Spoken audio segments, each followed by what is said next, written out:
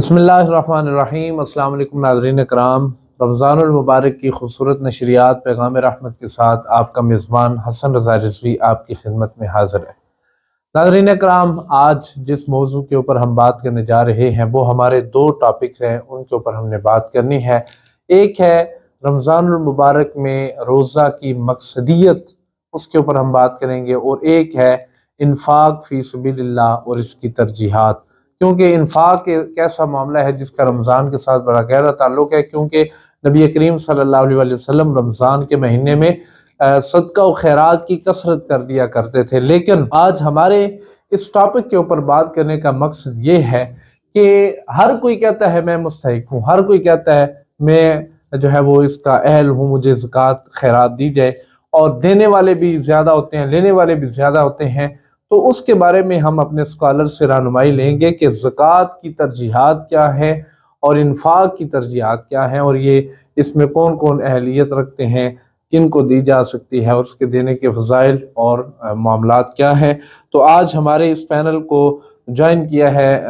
इस्लामाबाद से हमारे एक स्कॉलर हैं डॉक्टर तिहामी बशर अलवी साहिब। डॉक्टर साहब, आपका बहुत शुक्रिया, बहुत शुक्रिया हसन भाई है। और साथ मेरे पैनल का हिस्सा बने हैं अल्लामा राशिद हुसैन साहिब। आप इनको मेरे प्रोग्राम्स के अंदर देखते रहते हैं।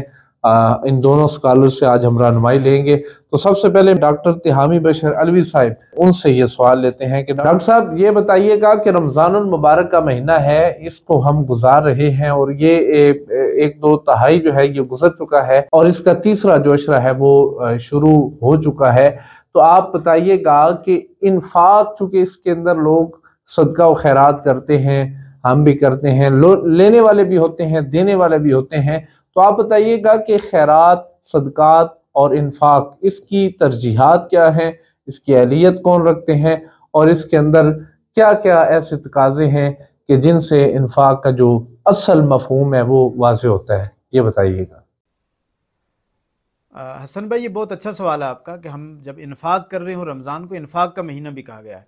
तो उसमें हमें उसमें तरजीहात क्या होनी चाहिए। तो इबादत कोई भी करता है, ये नादा गिर गए सजदे में जब वक्त क़याम आया, तो सजदे की फ़जीलत सुन के क़याम की अहमियत से इनकार नहीं किया जा सकता, और उसकी मौका शनासी ये बहुत ज़रूरी होती है। तो इसी तरह इन्फाक का अमल ये बहुत बड़ा अमल है, और हर शख्स किसी न किसी दर्जे में इन्फाक कर रहा होता है, यानी खर्च करता है वो अल्लाह की राह में माल। कुरान मजीद ने इंसान को जो ज़हन दिया, मुसलमानों को, अपने मानने वालों को, वो क्या दिया, वो मिम्मा रज़क़नाहुम युनफ़िक़ून, कि अल्लाह के बंदे वो हैं कि जो माल को भी और ख़ुद को भी, अपना वजूद ही वो खुदा की अता समझते हैं, माल को वो रब की अता समझते हैं, और इस अता को मखलूक को नवाजते हैं वो इस अता से। तो मिम्मा रज़क़नाहुम युनफ़िक़ून का जज्बा उनमें वो हर वक्त जवां नज़र आता है। लेकिन इसमें तरजीहात का जो सवाल आपने किया कि इसमें तरजीहात क्या होनी चाहिए, कि पहले हम किस को प्रायोरिटाइज़ करें, ख़र्च हमारा किस पे वो होना चाहिए। तो इसमें नबी करीम सल्लल्लाहु ताला अलैहि वसल्लम ने जो इरशादात फरमाए हैं, तलकीन की हमें इस हवाले से, वो फरमाया कि जो आपके रिश्तेदार हैं उनको आप तरजीह दें। तो इस मौके पे हमें देखना चाहिए ख़र्च करते हुए कि ये ना हो कि घर अज़ाब और बार सवाब के चक्कर में हम अपने अजीज़ व अकारिब उनको महरूम कर जाए। तो हमारे करीबी रिश्तेदारों में जो लोग नादार हैं, मुफलिस हैं, जिन्हें माली सपोर्ट की ज़रूरत है, और इसमें ज़रूरी नहीं है कि मुफलिस और मिस्कीन ही हों, कि जिन्हें खाने के मसाइल दरपेश हों। एजुकेशन पे आप खर्च कर सकते हैं, किसी बच्चे की फ़ीस के लिए वो अफोर्ड नहीं कर रहा, उसका एक्सपेंस कम है, उसका वालिद कमा रहा है, सफ़ेद पोश है, लेकिन इतना नहीं कमा सकता कि वो उसके लिए एजुकेशन को वो कंटिन्यू रख सके। तो इस किस्म की माशरे में जहाँ भी खर्च की ज़रूरत है, मुफलिसी और मिस्कीनी से हट कर भी, जहाँ अमूमी ट्रेंड नहीं है लोगों का खर्च करने का, उस तरफ भी तवज्जो दे के हमें लोगों की एजुकेशन पे, हेल्थ पे, या और भी वेलफेयर के जो इस तरह के काम है उस पे माल दौलत खर्च करना चाहिए, और रमज़ान के महीने में खुसूसी तौर पे इसका एहतमाम हमें करना चाहिए। जी, बहुत शुक्रिया डॉक्टर साहब, आपने हमारे नाजरीन की रहनुमाई फरमाई, और इस सवाल के ऊपर आपने बड़ी तफसील तलब बातें की हैं, जिससे यकीनन हमारे नाजरीन की रहनुमाई भी होगी, और इन्फाक की जो हकीकी तरजीहात हैं उनसे भी आगाही हासिल हुई होगी। अब मैं अगला सवाल अल्लामा राशिद साहब, जो हमारे पैनल का मुस्तकिल हिस्सा है, उनसे करना चाहूँगा कि सर ये बताइएगा कि इन्फाक फ़ी सबीलिल्लाह की हिकमत क्या है, कि अल्लाह ताला की राह में जब हम खर्च करते हैं, अपने रिज़्क़ हलाल में से खर्च करते हैं, अपनी मेहनत और मजदूरी में से खर्च करते हैं, तो उसमें हिकमत क्या है। चले फ़ज़ाइल भी हैं, मसाइल भी हैं, लेकिन इसमें हिकमत क्या है, ये ज़रा बताइएगा। साहब, आपने इन्फाक फ़ी सबीलिल्लाह की हिकमत के मुताल्लिक़ पूछा। دیکھیے اللہ رب العزت حکیم ہے، اور اس کا کوئی قول کوئی فعل حکمت سے خالی نہیں ہے۔ اللہ رب العزت نے اس کائنات کے اندر انسانوں کو تخلیق فرمایا، اور ان کی مختلف آیتیں ہیں، مختلف کیفیتیں ہیں۔ کسی کو اللہ نے مال دیا ہے، کوئی متوسط طبقے سے تعلق رکھتا ہے، تو وہ کوئی جو ہے وہ غریب ہے، غربت کے ساتھ متعلق ہے۔ تو اللہ کے راستے میں خرچ کرنے کی سب سے بڑی لاجت یہ ہے کہ اللہ رب العزت جو مالدار طبقہ ہے ان کو بار بار کہتا ہے کہ تم اپنا مال جو اللہ نے تمہیں دیا ہے وہ غرباء کے اندر تقسیم کرو۔ اللہ رب العزت نے جو بارہا قرآن حکیم کے اندر ارشاد فرمایا کہ یا ایھا الذین آمنوا انفقوا من طیبات، اپنے پاکیزہ چیزوں میں سے خرچ کرو۔ کس جگہ پہ فرمایا لن تنالوا البر حتی تنفقوا مما تحبون۔ تو یہ وہ ساری چیزیں ہیں کہ جن میں اصل مقصدیت یہ ہے، اس میں اصل روح یہ ہے، اس میں اصل حکمت یہ ہے کہ اللہ تعالیٰ وہ طبقہ جو غریب ہے ان کی کفالت کرنا چاہتا ہے امراء کے ذریعے، تاکہ امراء لوگ جو ہیں جن کو اللہ نے مال دولت دیا ہے وہ اپنے روپے پیسے میں سے کچھ نکال کر غرباء کا خیال رکھے، چونکہ اللہ تعالیٰ کی ساری مخلوق ہے اور اس لیے اللہ رب العزت نے ساروں کا خیال رکھنا ہے۔ اب ذہن میں حضرت سوال یہ پیدا ہوتا ہے کہ اگر اللہ تعالیٰ نے ساری مخلوق پیدا کی ہے اور اس کا سب کا خیال رکھنا ہے تو اللہ تعالیٰ رزق بھی سب کو برابر دے دیتا ہے۔ یہ بھی ایک اہم سوال ہے کہ انسان کے ذہن کے اوپر یہ سوال کھٹکتا ہے کہ اگر اللہ ہی کی ساری مخلوق ہے تو پھر اللہ رب العزت سب کو مساوی رزق دے دیتا، سب کو برابر برابر دے دیتا۔ یہ کیا ہوا کہ امیر لوگوں کو زیادہ دے دیا، کچھ لوگوں کو زیادہ دیا، کچھ کو کم دیا، اور پھر یہ حکم دیا کہ امیر لوگوں سے لے کر وہ غریب لوگوں کو دیا جائے۔ تو اس میں حضرت حکمت یہ پنہاں ہے کہ اگر سب کو ہی برابر رزق تقسیم کر دیا جاتا، سارے ہی مالدار ہوتے، تو پھر یہ نظام کائنات کیسے چلتا؟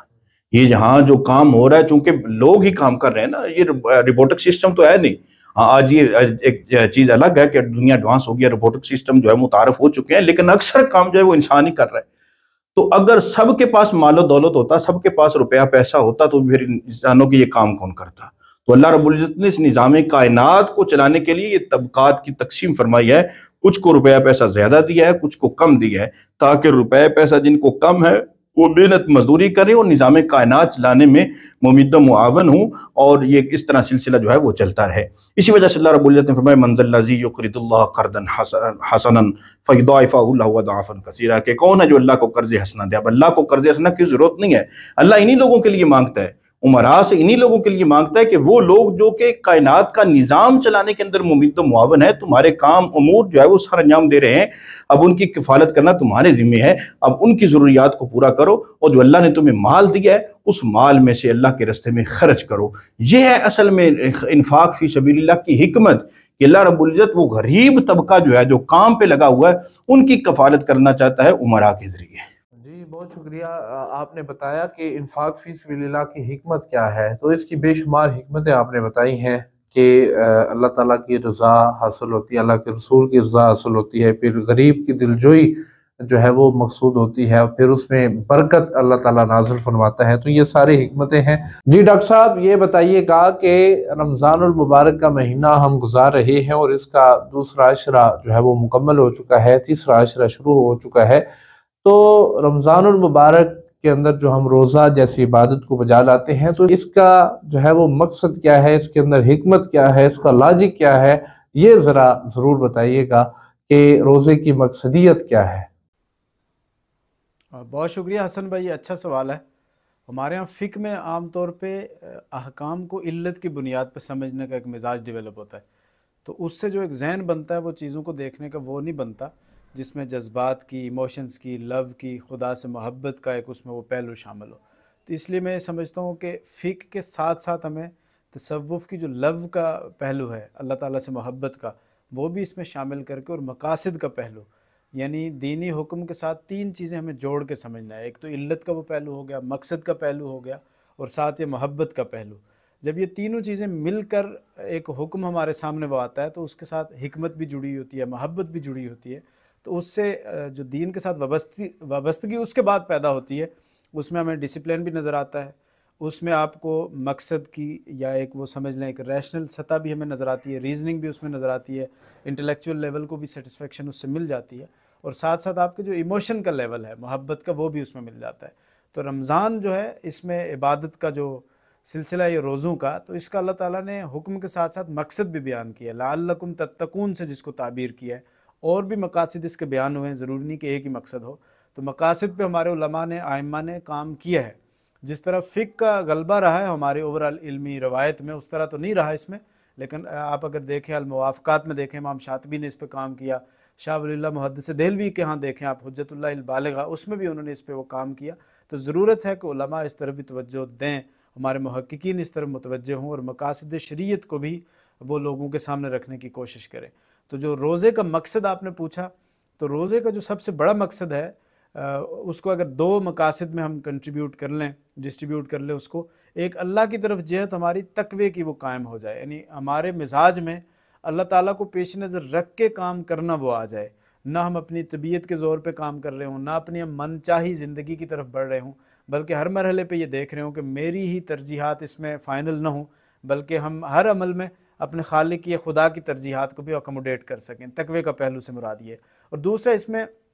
مخلوق کے ساتھ ہماری جو نسبت وہ بنے، وہ تواسی پہ بنے، اس میں مواسات کا پہلو ہمیں نظر آنا چاہیے، احساس کا پہلو نظر آنا چاہیے، بھوک اور پیاس کے اس مرحلے سے گزر کے ہمارا یہ مشن بن جانا چاہیے کہ جتنا ہمارے بس میں ہے ہم نے اللہ کی مخلوق جو کہ بھوک اور پیاس سے دوچار ہو سکتی ہے، خواہ وہ انسان ہیں یا جانور ہیں، اس کو مٹانے کے لیے جتنا میرے بس میں ہے، جتنے میرے مقدور میں ہے، وہ ہر دو صورت میں نے وہ کرنا ہے. تو دو بڑے مقاصد تقوی اور خدمت، یا آپ سمجھ لیں کہ احساس، یہ اگر ہمیں پیدا کر سکے رمضان، تو مطلب یہ ہوا کہ ہم نے روزے کا وہ مقصد خدا کی رضا اور جو ایک شخصیت میں جو ڈیولپمنٹ چاہتا یہ رمضان، وہ میں نے وہ پیدا کر دی. تو مجھے امید ہے کہ آپ کے سوال کا اس کے بعد کافی حد تک میں اس پہ کچھ نہ کچھ اشارے وہ کر پایا ہوں گا. تھینک یو سو مچ. جی بہت شکریہ ڈاکٹر صاحب، آپ نے میرے سوال کا جواب دیا اور اس کے اوپر آپ وضاحت فرما رہے تھے اور بڑی تفصیل کے ساتھ آپ اس کے اوپر جو ہے وہ گفتگو فرما رہے تھے. اور بلا شبہ رمضان المبارک کا کوئی مقصد ہے، روزے کا کوئی مقصد ہے، اللہ تعالیٰ کی رضا ہے، اس کے علاوہ تزکیہ نفس ہے، اپنے نفس کی اصلاح ہے، اور اپنے آپ کو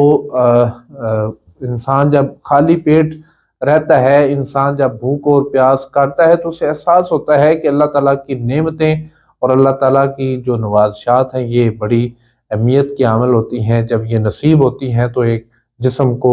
تقویت ملتی ہے، جسم کو جو ہے وہ ایک حرارت ملتی ہے. تو یہ ایک انسانی نفس کا اور انسانی وجود کا بہت بڑا تقاضا ہے کہ اللہ تعالیٰ کی نعمتیں میسر آتی ہیں. اب میں اگلا سوال علامہ راشد صاحب جو ہمارے پینل کا مستقل حصہ ہے ان سے کرنا چاہوں گا کہ سر یہ انفاق کے بارے میں تعلیمات بھی ملتی ہیں،